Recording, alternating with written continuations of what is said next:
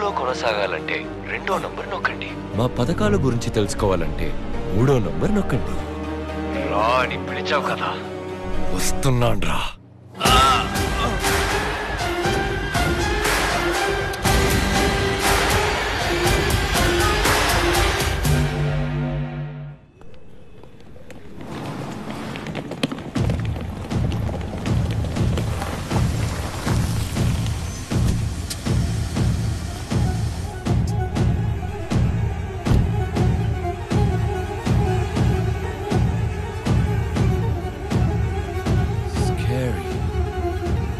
Hello sir, వాడు ఏమడిగినా ఇస్తానని వాడిని బయటికి మాత్రం తీసుకొచ్చేయండి చాలు.